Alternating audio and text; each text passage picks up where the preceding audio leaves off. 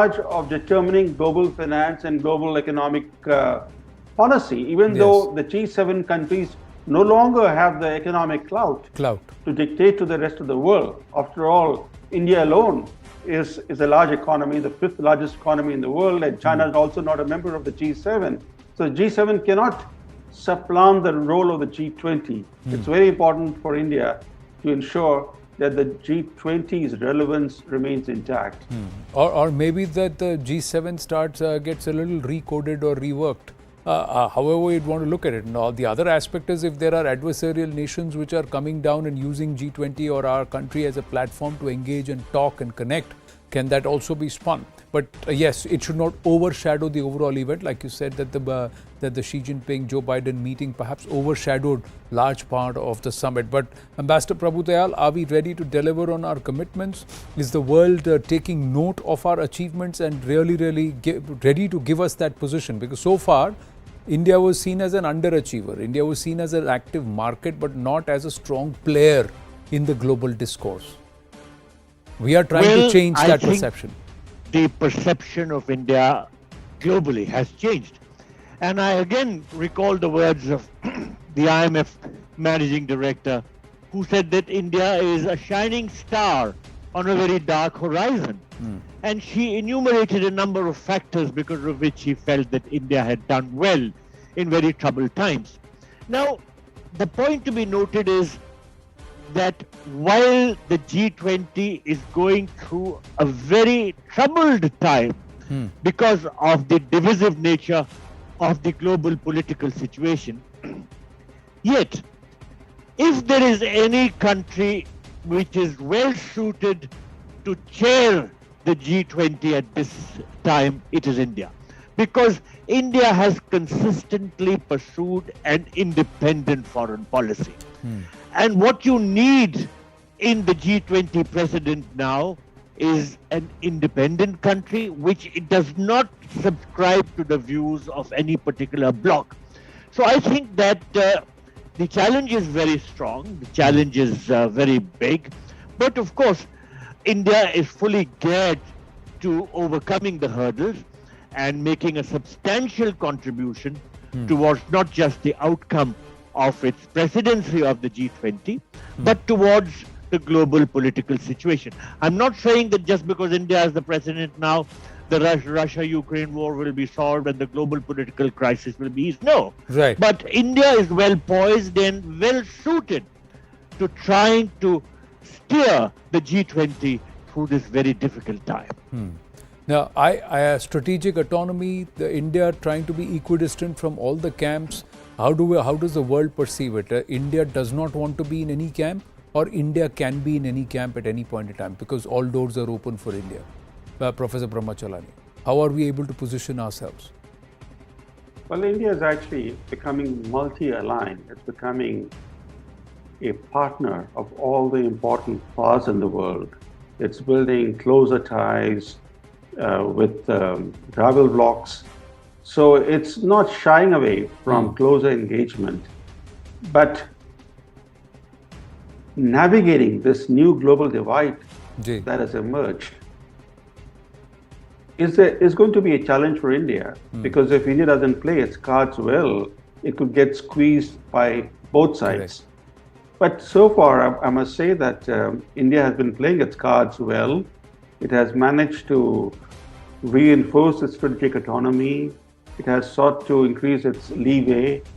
So I think, all in all, India is playing its cards well, and if it continues to play its cards well, it should be able to sustain its strategic autonomy, in fact, expand its strategic options. And the G20 presidency is going to increase India's international profile. It will also help India to highlight its role as one of the world's fastest growing economies. The fact that India is already the 5th largest economy in the world and poised to become the 4th largest economy in the next couple of years. All that, the G20 summit in India next year will help to highlight. So I think being the president, being the chair of the G20 summit comes with its challenges, but it also is going to help India reap diplomatic dividends. Bright, enterprising, able, with speed and with scale. That's the India that is being projected to the world. What should they see when they all touch down, these G20 nations and their leaders? That's upon us, ladies and gentlemen. On that note, I'll wind up this edition of The Right Stand. Thank you to our panelists. Zaka is ready with brass tacks.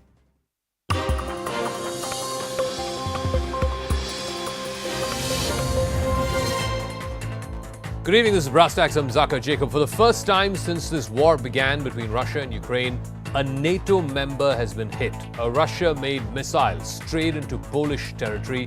It killed 2 Polish citizens. What was initially feared was this was a deliberate hit by Russia. It came to be discounted in the last few hours. Both US as well as Polish officials have said that this was likely a Ukrainian missile that was fired in self-defense by one of its air defense systems. Now, in either case, it does show what a dangerous precipice, what a razor's edge this war stands on. The question is, yes, this time it's been by accident. This time it did not originate from Russia, but what's to guarantee the next time might be different? How real is the threat of escalation in this 9-month-long war between Russia and Ukraine, particularly so after today's events?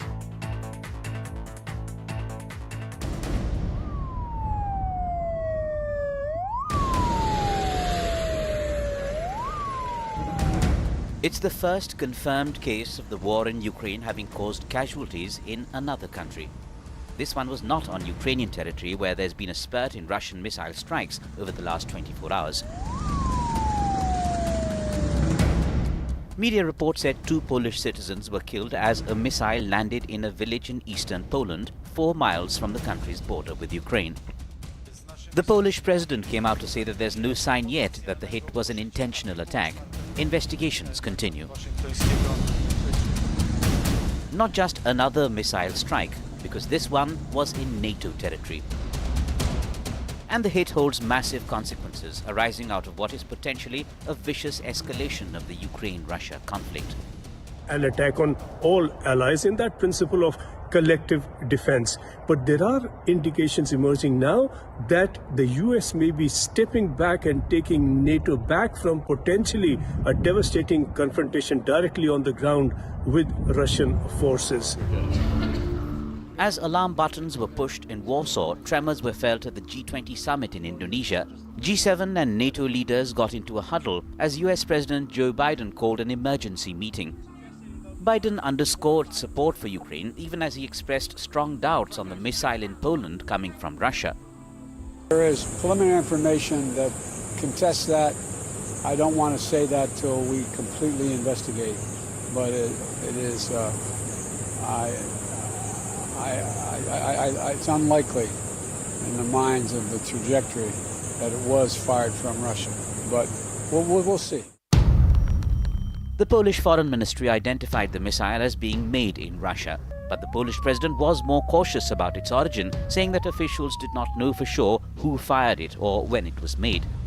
Russia rejects any hand in firing a missile into Poland. The Ukraine sees reason to claim Russia's deliberate bid to escalate the conflict. Hitting missiles on NATO territory. This is Russian missile attack on collective security. This is a very significant escalation. We must act, and I want to say now to all our Polish brothers and sisters, Ukraine will support you. Terror will not break free people. Victory is possible when there is no fear. You and I don't have it. NATO Secretary General Jens Stoltenberg called an emergency meeting of the alliance's envoys to discuss the events close to the Ukrainian border in Ukraine. We have no indication that this was the result of a deliberate attack. And we have no indication that Russia is preparing offensive military actions against NATO. It boils down to one factor. Where did the missile that hit Zewodo village in NATO member Poland come from? Theories raised ranged from it being a Russia missile fired into Ukraine, crossing over into Poland, or even that it was a Ukrainian warhead to counter Russia. All eyes on a definitive statement as mind-boggling fallouts are calculated.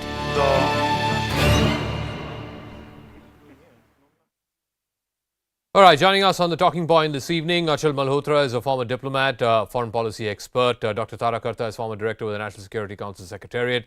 Ksenia Kondratieva is a senior Russian journalist from Moscow. Patrick Kugel is a senior analyst from Warsaw. And Bohdan Naalyo is the chief editor of the Kiev Post, who's joining us. Bohdan Naalyo, in the immediate aftermath of this attack on Poland, you had the Ukrainian President Volodymr Zelenskyy go on television and claim directly that this was an attack by Russia.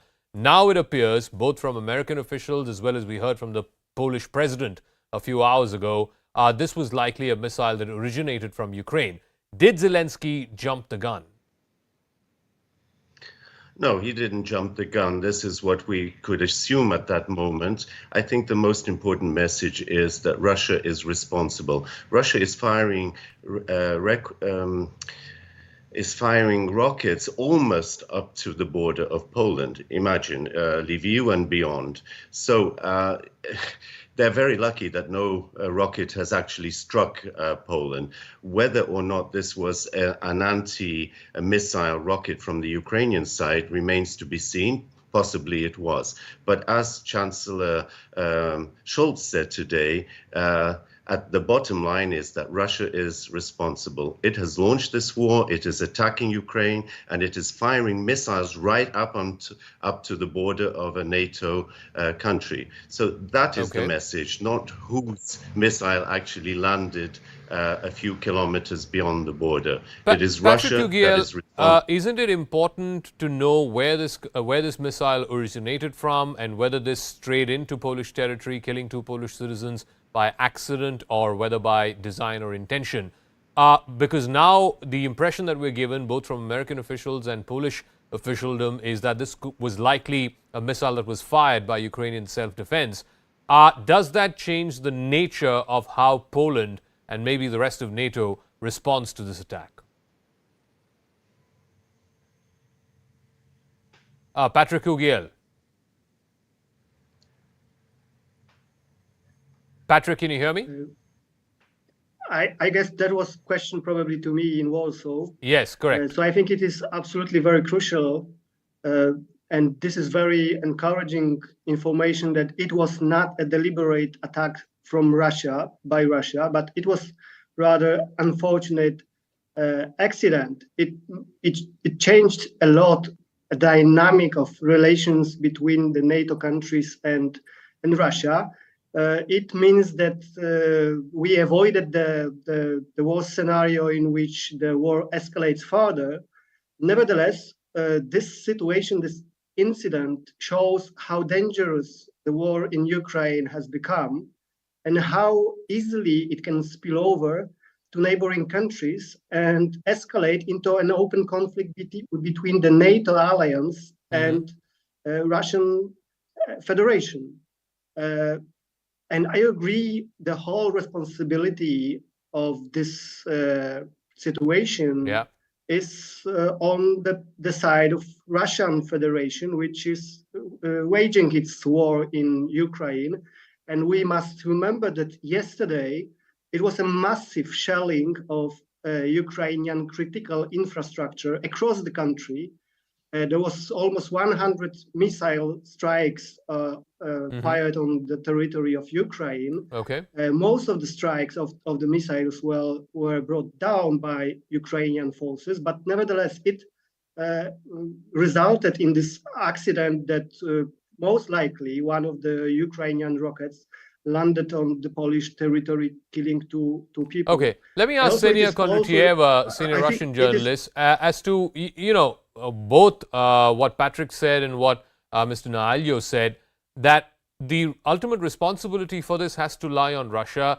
Even the most proximate reason, which was Russia launching a series of missile strikes, the Ukrainians claim up to 100 missiles hit Ukrainian targets over the last 24 hours or so. That's why the Ukrainians had to fire in self-defense. Their air defense systems kicked in.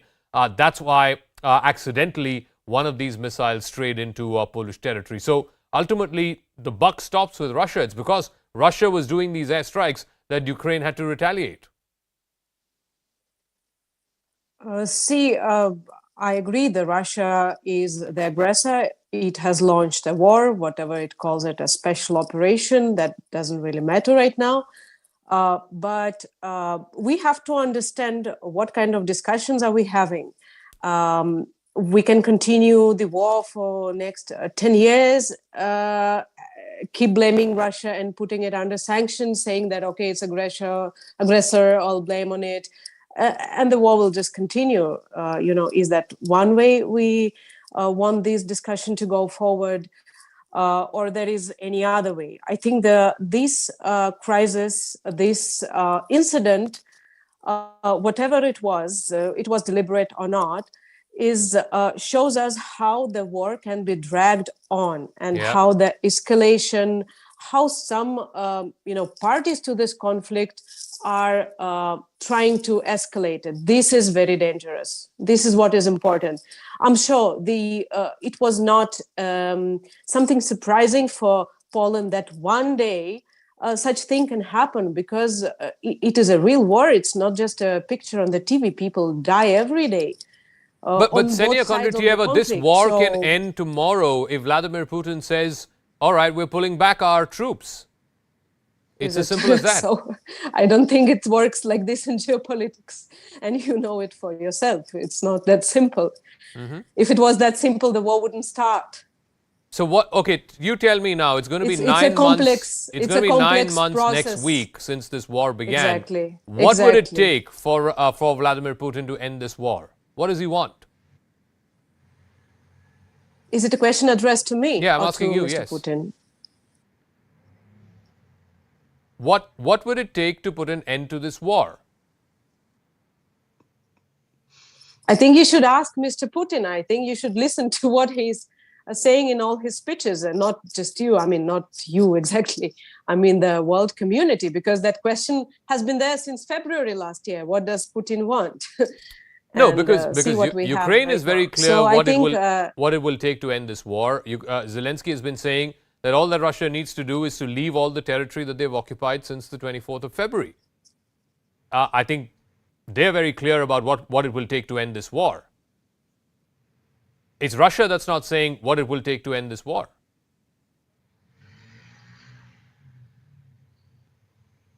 Okay, let me ask that to Tarakarta, and then after that to Achal Malhotra. Tarakarta, I think what this incident does portend, and to that extent Ksenia Kondratьeva has a point, that look, this was literally on the razor's edge. For about the first 6 hours this morning, all of us were wondering whether we are on the precipice of World War III. If, God forbid, this missile actually originated from Russia, and whether or not by accident or by design strayed into Polish territory, today the nature of this conversation around the world would have been very, very different. Yeah, absolutely. I think, Zaka, what was interesting, one was that the hail of denials which came from everywhere. The NATO said, no, it was not meant to hit Poland. Somebody else said, no, probably it's not a Russian missile. There has been this statements from all around, including, I think, President Biden, who was trying to say, this is not a deliberate attack. Everybody is terrified of escalation. Number one. Number two is, Ukraine, has a whole phalanx of Soviet-era missiles. So it's entirely likely that it's Ukraine. Is it Russia's fault? I mean, who knows? The Russians are blasting the Ukrainian cities, Ukrainian centers, like they never did before, because I think one of the things is he's got this new general who's in charge of operations, who is giving everything he's got. He's going into it with hammer and tongs. And I just find it a little, maybe it's a coincidence that it happened just while the G20 was in session. Yeah. But in G20 again, you see that not everybody is ready to condemn Russia. It's a part of the lot who have said that, okay, Russia, we condemn this, blah, blah, all the rest of it. There's a separate NATO and G7 statement condemning Ukraine. So there's not a lot of unity in deciding. Everybody wants a war to end. I mean, just about everyone. Our Prime Minister said so. President Xi said so. Everyone wants a war to end. But like you said, nobody knows what the Russians want. No, so Achal Malhotra, you look at the G20 communique, and Tarakarta is right. It even incorporates what Prime Minister Modi told President Putin a few months ago, that this is not the era of war. The point is, what will it take to end this war and make sure that this is not the era of war? Like I said, from the Ukrainian point of view, Russia is the aggressor. Russia is the one that's attacked their country, a sovereign country, and kept territory since the 24th of February. From the Ukrainian point of view, all that it will take to end this war is for Russia to leave that territory. Russia, though, is still not clear as to what its end objective for this special military operation is. Well, Zaka, in a conflict like this, whenever they reach a situation when a ceasefire is declared and the parties come on the table of negotiation, there is always maximalist demands made from the parties to the conflict. In this case, obviously, Ukraine is likely to demand that Russia vacates all the territories, including even Crimea. Whereas Russia's objective, you said, from the beginning, there were at least two objectives. One was to prevent Ukraine becoming a part of the NATO, and to consolidate its positions in, those Donetsk, Luhansk, and in addition, now he had almost got control of, Zaporozhia and the Kherson, but which Kherson he had to, withdraw, which everybody is saying is a tactical withdrawal. So, and in the meanwhile, Russia has also manipulated in such a manner that technically the people of those regions have gone for a referendum and asked for annexation to Russia, and technically they are a part of the Russian territory.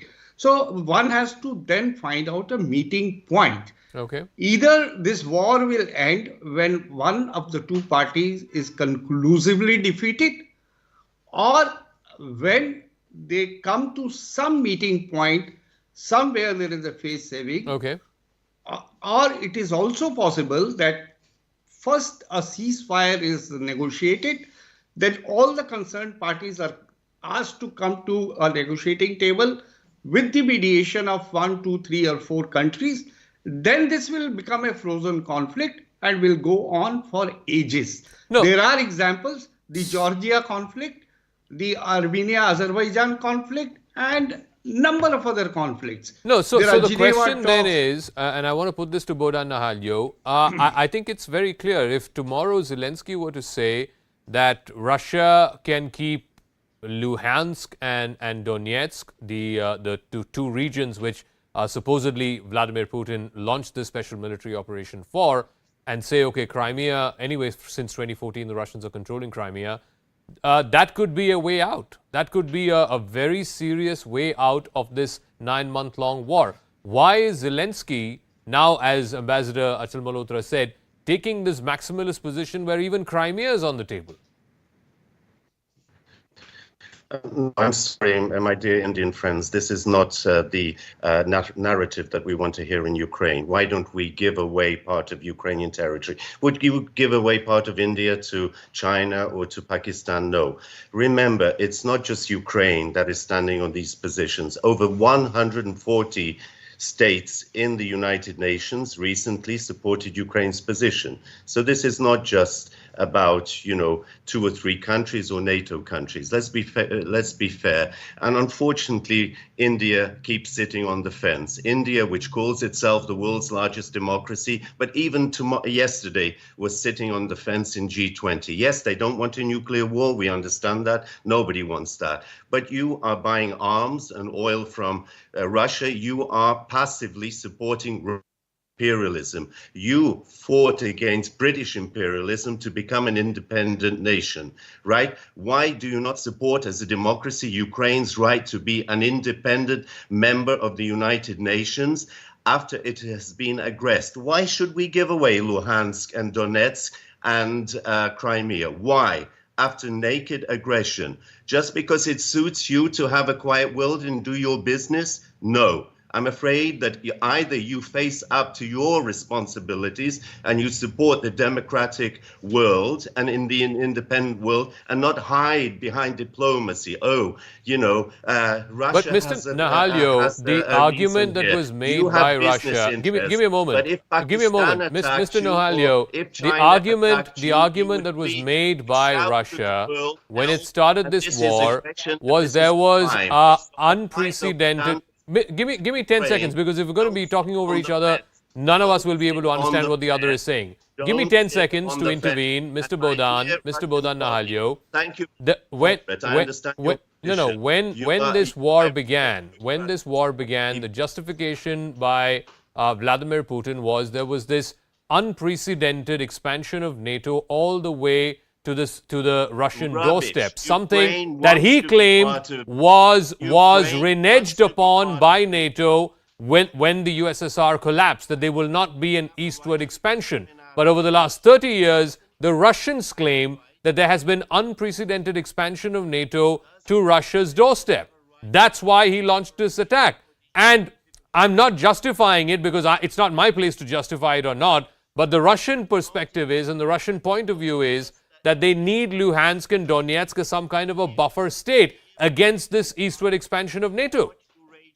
We don't want to be part of Eurasia. We want to be part of NATO. We want to be part of the EU. That is our right. Respect us. Don't keep talking about Washington and NATO because it suits India's narrative. We respect us as a sovereign democratic country, the largest country in Europe. We want to be part of NATO. We want to be part of the EU. Please respect that. And don't think in terms of NATO expansion, which is the Russian narrative. Who gives Russia a right to control its so-called backyard?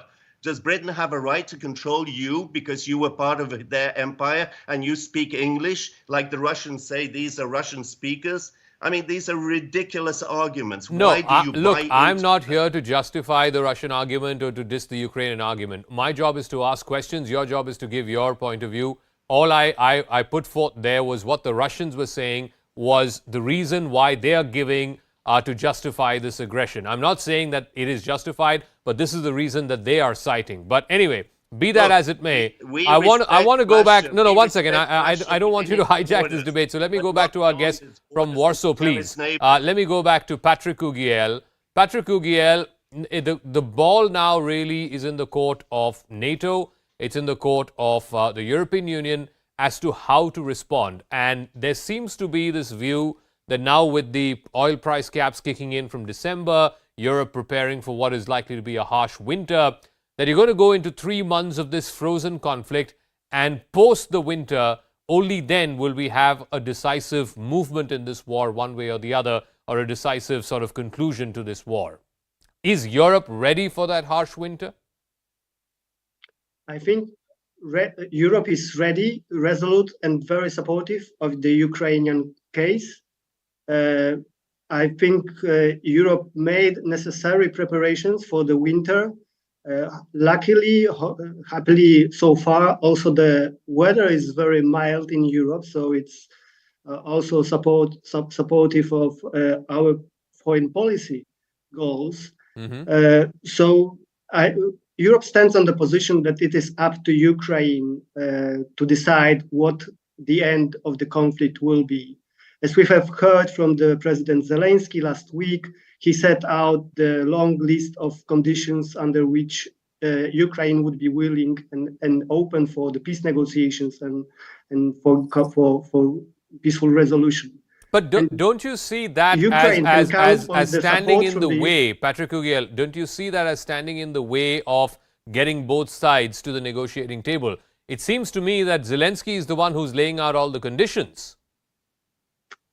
Yes, because the situation in Ukraine is very clear. We have aggressor and we have a victim. Of course. And Europe is doing only this to support the country, independent sovereign country that was attacked by the external player. Okay. You remember what happened in Doklam in 2017? Yes. When China tried to build a road and some kind of infrastructure into the territory of Bhutan. Mm-hmm. Then India intervened, sent its troops to stop that kind of small intrusion into the territory of Bhutan.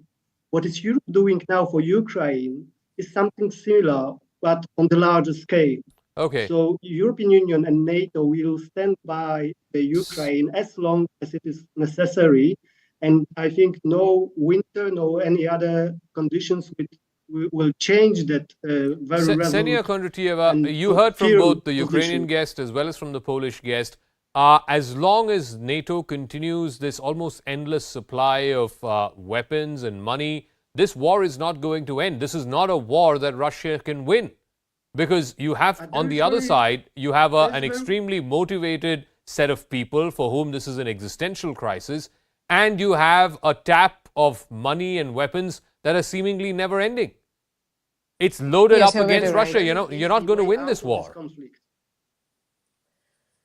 Well, I would say that Russia does have certain capacity. Of course, we don't know. We don't even know about the economic capacity for now, because the data on economy has been, not available for the past, since the beginning of the war, you can say. So we don't really have a clear picture. But as you said, if NATO continues supplying the weapons, if it continues pressing Russia on the sanctions, although despite the pressure is quite huge, we see that oil is traded, the natural resources are traded. So we cannot say that Russia is cut off completely from its earnings. So, I think. But what about pressure from within Russia? Conflict Ksenia Kondratiewa, I believe that since the loss of Kherson in the last few days, there has been a lot of criticism, even in Russian, on television, on social media, criticizing the war strategy, criticizing the military strategy, even some criticism of Vladimir Putin. Of course, that would come, but you have to see the military strategy, you have to see the political implications of it.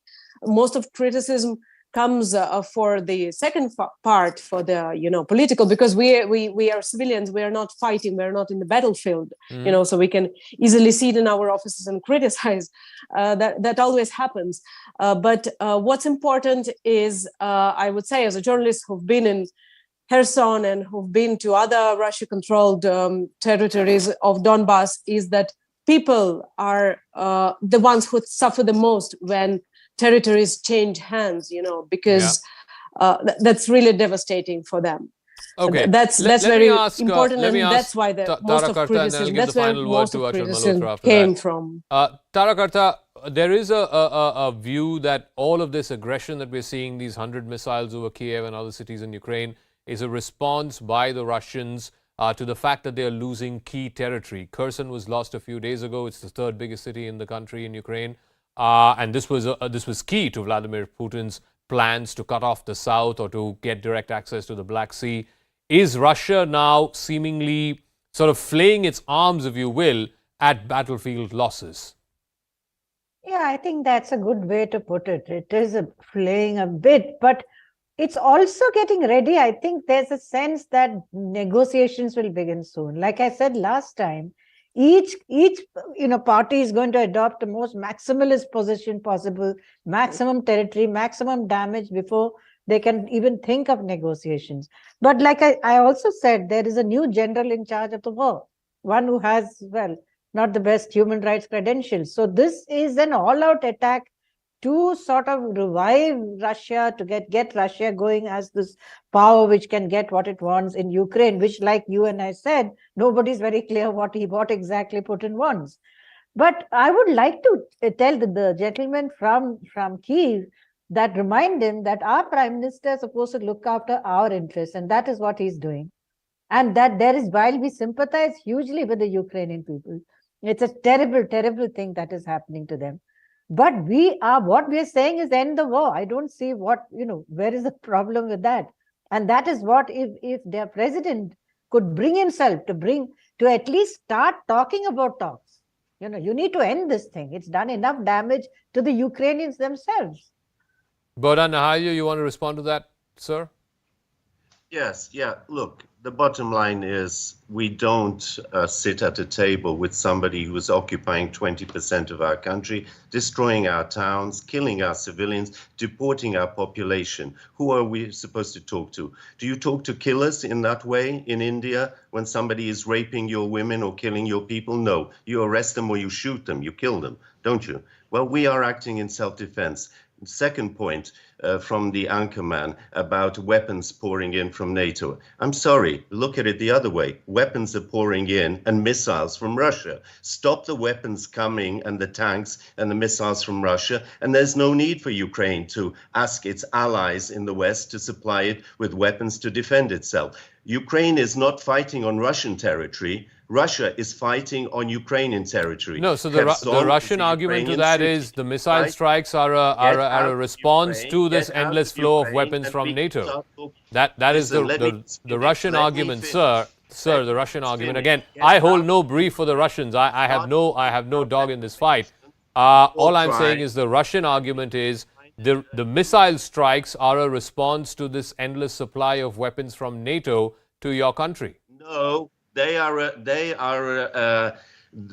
weapons from NATO are a response to Russian aggression, occupation, killing of Ukrainians, right? So look, get Russia out of Ukraine, get reparations on the agenda, get war crimes and tribunals on the agenda, and then we can talk about... But do you realistically believe with the talk of reparations and war crimes on the anvil that Russia would be inclined to withdraw from your country and to come to the negotiating table and to find a ceasefire?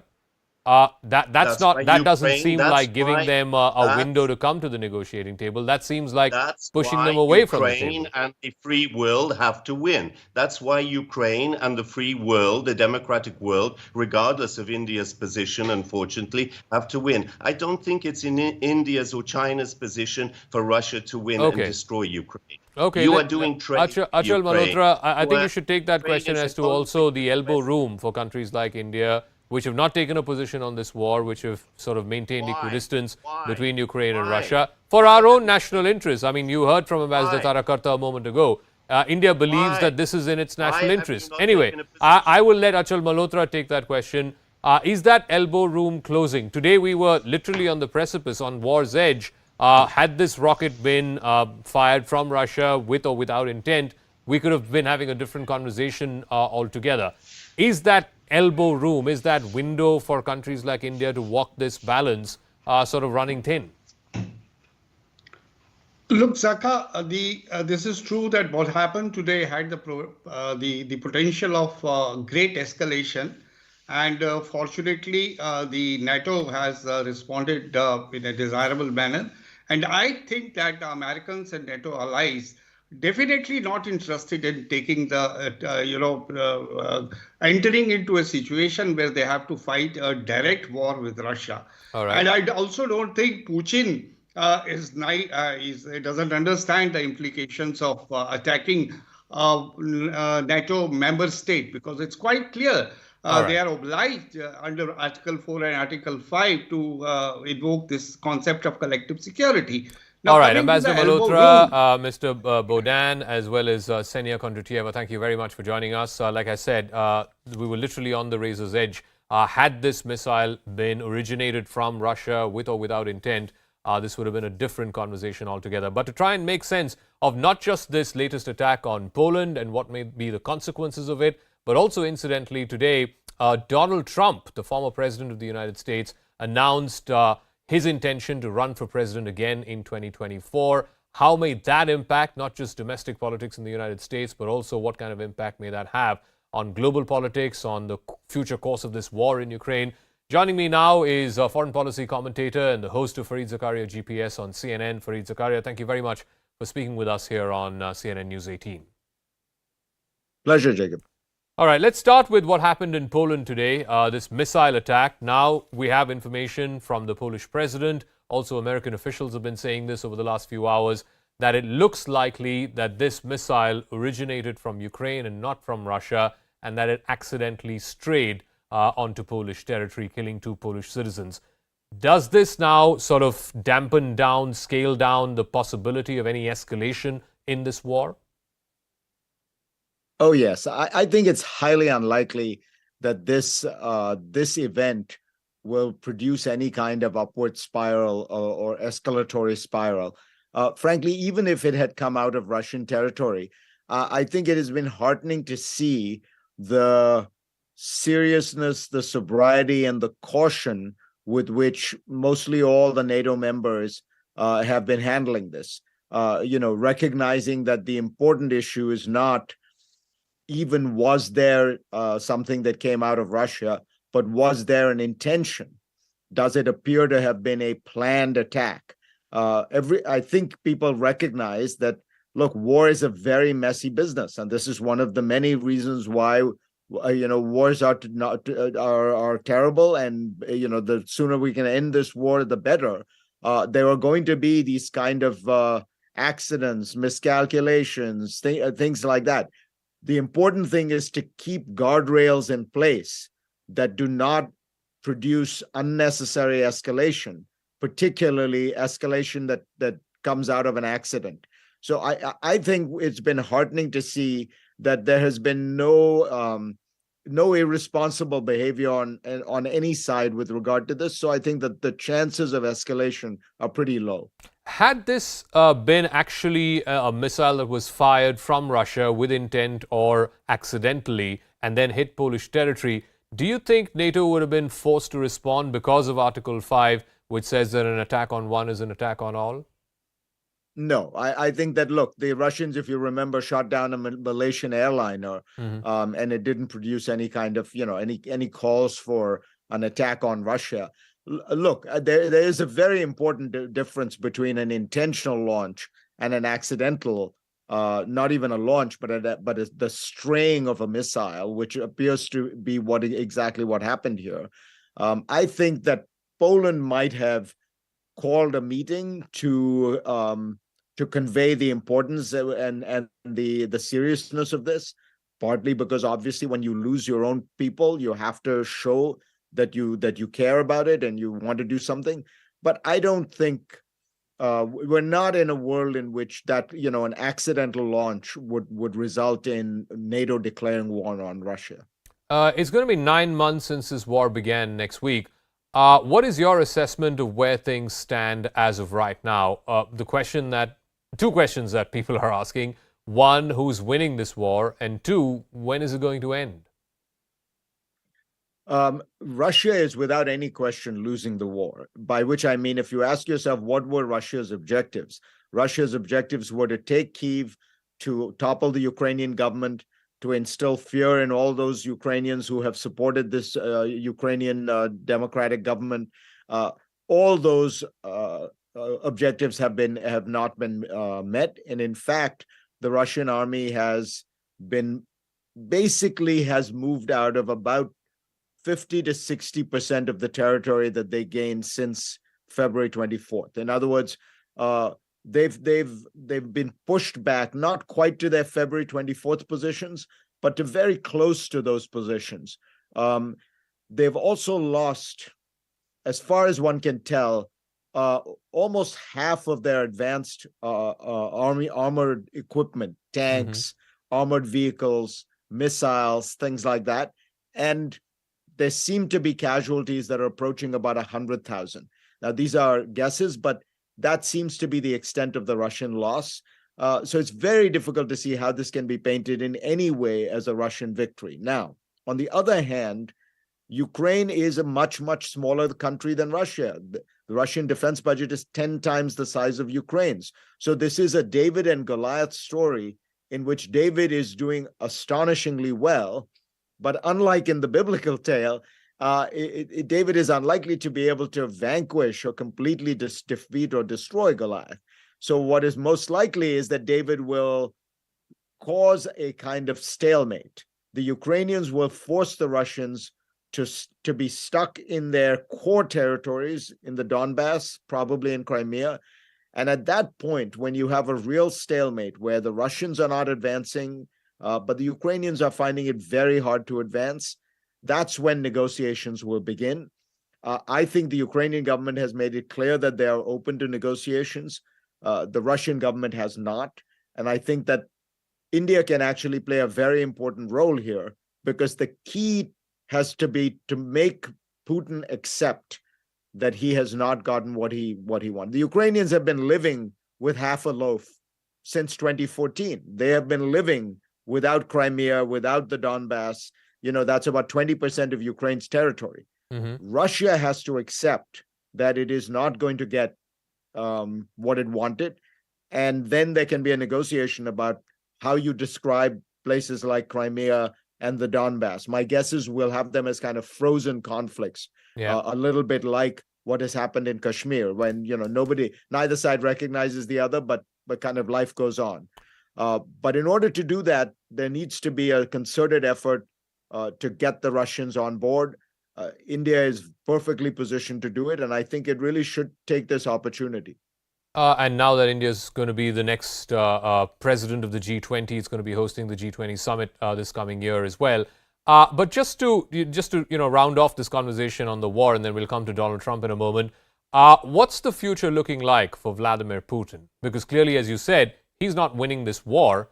Can a Putin who's been defeated on the battlefield, or someone who has to settle for something less than what he started off with, would he be able to survive? It's anybody's guess. It's a very closed system. It's a very personalistic system, Jacob. If you think about it, this is the most personalistic dictatorship in the world, by which I mean even Xi Jinping. If Xi Jinping were to die tomorrow, you know what happens. The Central Committee of the Communist Party the Standing Committee of the Politburo would get together, they'd vote. One of the 7 members would become the next leader of China. If in a monarchy, if King Salman were to die, the Crown Prince of Saudi Arabia becomes king. In other words, there is institutions and rules of succession organizations. What happens if Putin dies? Nobody knows. It is literally a country with nuclear weapons, with a veto in the Security Council, spanning 9 time zones, run by one person. So we can't be sure. I think that my gut is that he will survive, because he has created what he himself calls a vertical of power, which is so strong that it's very difficult to imagine even a military defeat dislodging him. Because who would replace him? Would it be a general? Would it be he's insulated himself from a lot of challenges. He's killed most of his political opponents, or jailed them, or exiled them. The military is, as far as we can tell, firmly under his control. He has a presidential guard, by the way, that is the only army that is allowed in Moscow. We're not sure how large it is, but it is probably over 100,000 soldiers that are under his personal control. It's a kind of like the Roman emperors had this Praetorian Guard. Putin has his own Praetorian Guard. It's a significant blow, but I myself think it would take more than that to dislodge this guy who's been in power 21 years now. All right. Let's now come to the other side of the Atlantic, to your part of the world. Incidentally, today, Donald Trump, the former president of the United States, announcing his bid to run again for office. First thing that comes to mind is, why now? The presidential election of 2024 is 2 years away. Why is he getting in so early? Is it to sort of blow out the rest of the Republican field? What's the intention? No one announces a presidential bid this early. Yeah, it's a very good point. I think it's a sign of weakness. I think it's exactly as you say, to try to scare a lot of people. It's also, in some ways, I think, an effort to scare prosecutors into thinking that he's going to be very powerful, and so they had better. It's absolutely clear that a majority of Americans do not want him to be president or to be politically powerful. If you just think of it in simple terms, he lost the popular vote in 2016 by 3 million. He then lost the House of Representatives for the Republicans. He then lost his re-election bid, both losing the Electoral College and the popular vote by 7 million. He then helped the Republicans lose the Senate by losing the Georgia race, and he has now helped the Republicans lose the Senate again and do as badly as they did. The pollsters are now calculating that there was a 5% penalty, a 5-point penalty, that any candidate who had extreme association with Trump, an election denier, a strong MAGA supporter, that you suffered a 5% penalty for being associated with Donald Trump that closely. So it's pretty clear that he has a powerful, intense minority of America supporting him, but not a majority. And I think most importantly, Republicans are coming to realize this. So what you are seeing is elected Republicans, donors, all kinds of people coming out against him for the first time. Republicans have suddenly found their courage to come out against him. Sadly, it didn't happen when it was clear that he posed a threat to democracy after he essentially tried a coup d'état on January 6th. It happened when they realized that he was not a vote winner anymore. And this last election has shown very clearly that he's not much of a vote winner. You say that there is now opposition within the mainstream Republican establishment to Donald Trump. Donald Trump is seen certainly by many establishment Republicans as a liability, not so much as an advantage. What shape or form may that take in a potential Republican field? Who are likely to be his biggest competitors in a Republican primary? Oh, there'll be lots. DeSantis of Florida obviously is the leading one right now. But remember, Mike Pence, the former vice president, will run. Mike Pompeo, the former secretary, draw a line and come together around some alternative to Trump. Because otherwise, you could have a situation, which is, in some ways what happened in 2016, which is they all get 7, 8, 9%. He starts out with 20%, 25%. And then because of that first mover advantage, he is able to triumph. Look, the core proposition we're testing right now is going to be, is the Republican Party strong enough to act in some way as a gatekeeper, provide some guardrails, say, some things are not acceptable? Or has it been completely taken over by individuals and personalities? This story is not entirely unfamiliar to India. Political parties function best when they are grassroots organizations with strong local leadership, with strong institutions.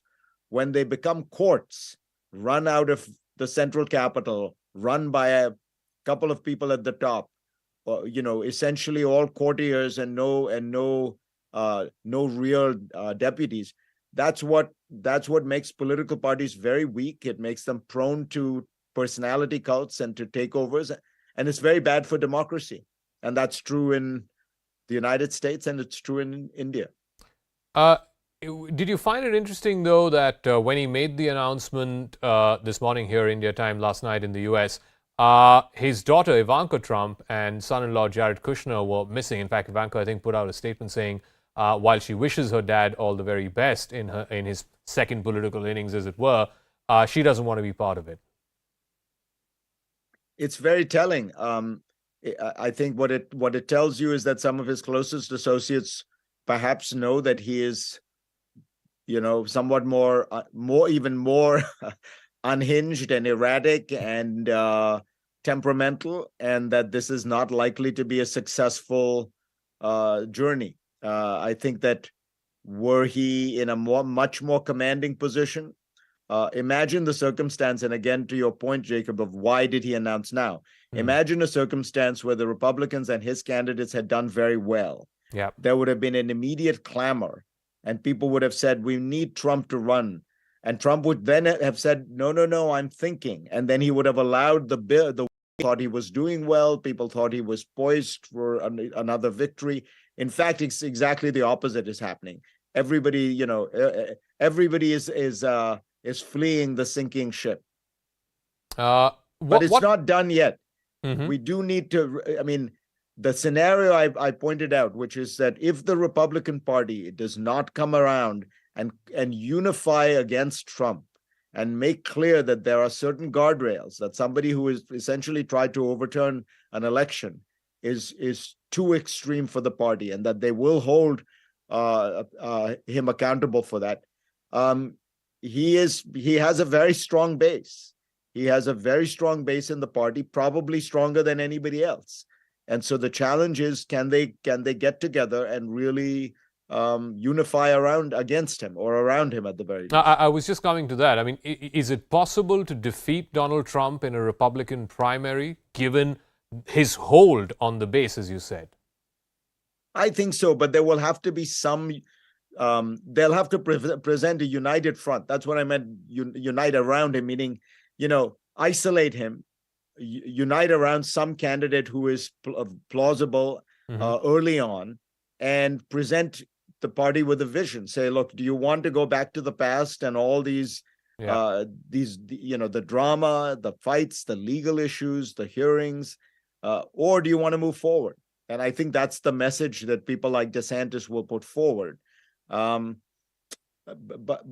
look, as I say, this is a test of the Republican Party. All right, and a final word: what may this mean for the other side? What does a Trump run mean for the Democrats? Does it mean that Joe Biden can then turn around and say that, look, I'm the only guy in the Democratic Party who can defeat Trump. I've done it once, I can do it again. Therefore, the justification for him running again. Yeah, it's good for the Democrats. Nothing unifies the Democratic Party as much as Donald Trump. Nothing unifies, the disparate coalitions, and nothing brings out voters more than Donald Trump.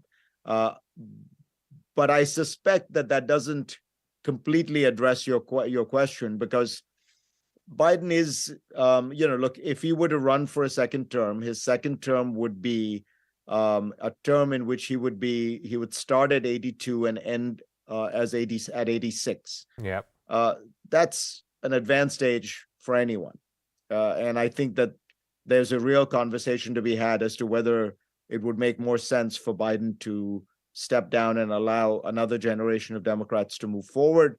I suspect that is a conversation that he will have, most importantly, with his wife and some key advisors.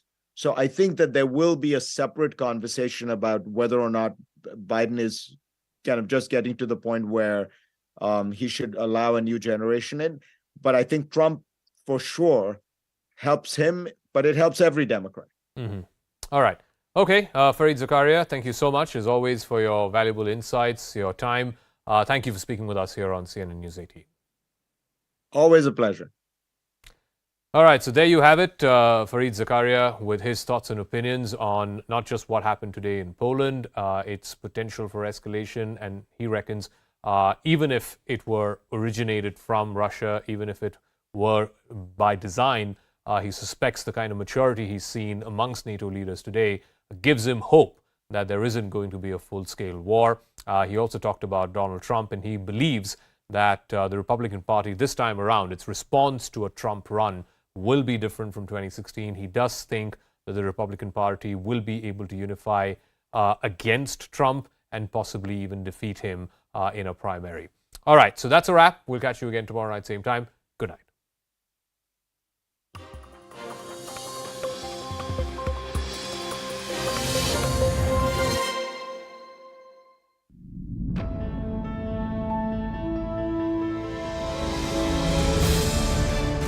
Certain element that is saying when we have nothing to do with the government, when we don't take any aid from the government, then the government has no reason for any oversight. There was no objection as long as the Lotus is formed under the Congress government, but it's a problem the moment the BJP has Lotus as its symbol, and Lotus then stops being a national flower. Remember what the Democrats had in 2018. It was 222. Will the Republicans get to 222? Will they get less than that, more than that? I think that is an interesting figure to watch out for. Tamil Nadu, Telangana and in Kerala, the opposition that is coming from the governors is also political in nature. If the governor is constantly at loggerheads with the state government, then how will the state government function?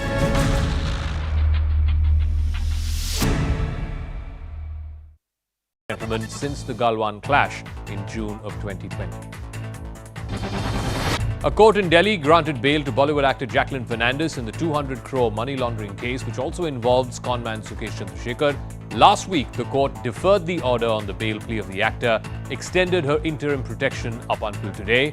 Jacqueline had sought bail on grounds that there was no need for her custody since the investigation is already complete and the charge sheet has been filed. You've secured this bail order. First of all, reaction. We are grateful and we bow down to the Honorable Courts. We laid down the law laid by the Honorable Supreme Court. We relied upon it. If you look at the conduct of Jacqueline, she has always been cooperating with the investigating agencies. It has never been a case that she has not cooperated because she attended all the summons and she deposited all the documents. She cooperated with the investigation and which was then recorded by the Honorable Court. And this may have gone in her favor to grant bail. Congress leader Rahul Gandhi slammed the BJP today on the occasion of tribal freedom fighter Birsa Munda's birth anniversary. Rahul Gandhi said the tribals are the original owners of the country and their rights come first before anyone else. Gandhi also alleged that the ideals of Birsa Munda were being attacked by the BJP and RSS. एक तरफ से नहीं हो रहा है, चारों तरफ से उनकी सोच पर, उनकी यादगाश पर आरएसएस और बीजेपी आक्रमण कर रहे हैं। बीजेपी के लोग कहते हैं नहीं भैया, आप आदिवासी नहीं हो, आप वनवासी हो। An 18-year-old footballer in Chennai died because of multiple organ failure following medical negligence by doctors at a government hospital. Priya was being treated for a ligament tear at the government-run peripheral hospital where she was forced to undergo a leg amputation at the Rajiv Gandhi Hospital for further treatment. The health department has also suspended 2 doctors and 10 lakhs compensation has been ordered. Treatment was planned yesterday. Before that, she had developed myoglobin. When there is a muscle necrosis, the myoglobin will be released, which is excreted through the kidney. When it gets excreted through the kidney, normally the kidney gets damaged, so which resulted in renal failure. Subsequently, liver also got affected, and then the heart also got affected. But despite of all these efforts, the morning around 7:15, she passed away. A group of residents in Vasant Kunj in Delhi in a residential society took to the streets and staged a massive protest against the Delhi Jal Board.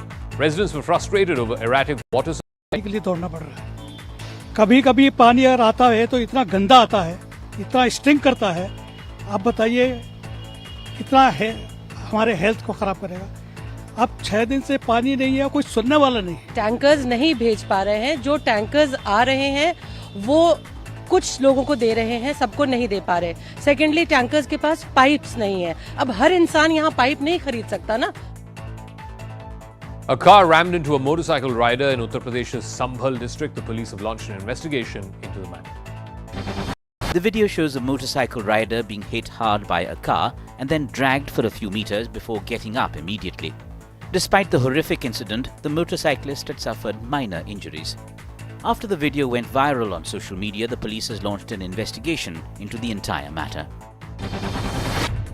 Meanwhile, thousands of CPIM workers protested against Kerala Governor Arif Muhammad Khan. The party protested till the Raj Bhavan. In fact, the ruling CPIM and the governor have been at loggerheads over allegations of nepotism by government officials in the appointment of vice-chancellors to universities. The issue intensified after the Supreme Court annulled the appointment of a vice-chancellor of one of the technical universities in Kerala. The Left Democratic Front has taken out a protest march from outside the museum compound to Raj Bhavan, protesting against the stand taken by Kerala Governor. Hundreds of workers have gathered here under the LDF. All their allies, the CPM, CPI, all of them are taking part in this. They have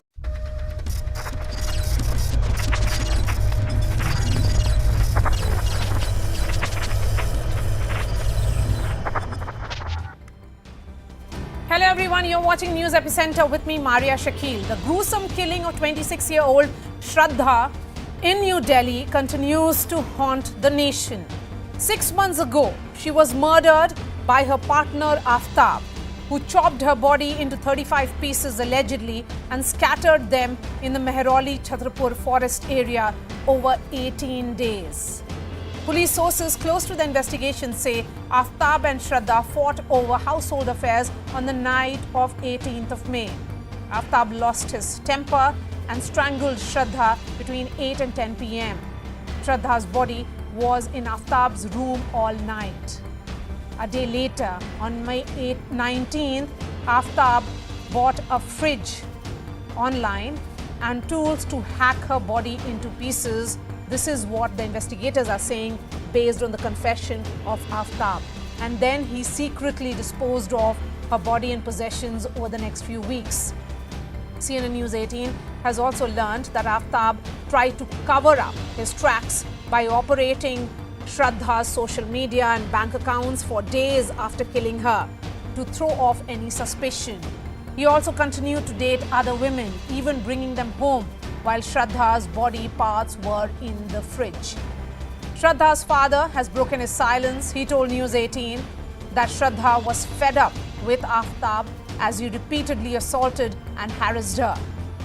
He says she tried to break up with him twice, but she wasn't in touch with the family as they opposed the relationship. The Saket court today allowed the police to conduct a narco test on Aftab. The police may also conduct a psychoanalysis test soon to decode his mental state. Meanwhile, a forensic analysis of Aftab's cell phone and laptop is underway to retrieve his chats with Shraddha and other women.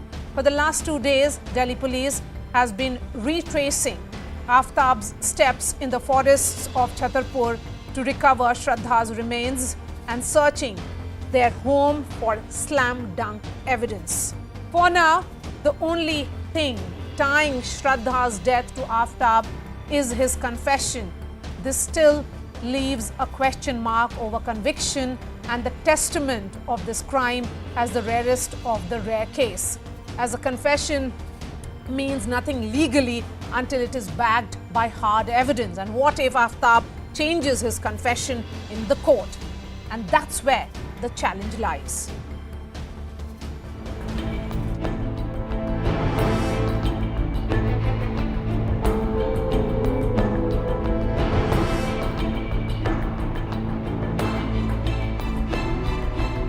On May 18th, during one such fight that turns violent suddenly, this man loses his temper, and it was somewhere around between 8 to 10 p.m. that this man kind of attacks Shraddha and strangles her to death.